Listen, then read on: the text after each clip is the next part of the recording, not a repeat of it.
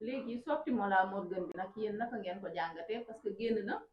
ñëpp gisoon ne mi ngi faral ak Ousmane Sonko di ko défendre dem sax ba naan Sonko ku ko songu Sanko wax yu demee noonu di leen défendre mu dem ba ci biir changer def revirement boo xamante ne dafa jaaxal ñëpp dem bay wax ne yor na ay vidéo ak ay audio yoo xamante ne bu Ousmane Sonko la bu doy waar mu jaaxal ñëpp ba Françoise Hélène Gaye sax àddu woon na ci di wax ne nañ def attention parce que ñoom ñëpp a far te moom gëmul li Mollah Morgun di wax ak ku ci mel ni Bah Diakhaté mais dafa mel ni l'histoire la a donné raison parce que dem na ba dellu si waat naan dafa juum ak di jéggaloo yu mel noonu yow bi nga ko yëgee coow loolu naka nga ko gisee yow. xam nga man vraiment respecté naa la trop su may wax man damay wax ci ay nit maanaam Mollah kook nga tudd noonu du nit waxal ma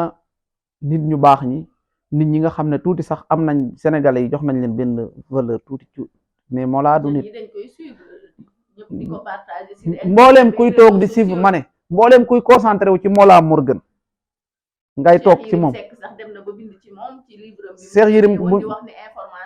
bu ñàkkee lu mu bind nag bu ñàkkee lu mu bind nag waaw dafa ñàkk lu mu bind bu demee bay bind ci dof boobu ñàkk na lu mu bind nag man maa ngi doog a gëm ne Cheikh Yérim Seck kon amatul lu mu bind parce que bu dee taxaw di sa bu dee taxaw di taxawal bu dee taxaw di jiiñ soxna sëñ Abdou Karim naka su dul noonu loolu mooy information yu wóor taxaw daan Moustapha Diop moo doon def lu bon sëtu Alaaji Malick mooy soxna loolu mooy information yu baax ofal loolu nga jàll ci yeneen question kooku mënuma wax ci moom sinon mën naa wax loolu aw ma bàyyiwuma ci moom xel sax bàyyiwuma ci moom xel man si du ma suivre Mollah Morgun toog man di seetaan déedéet xam nga coow li yëg ko coow bi romb na fi yëg na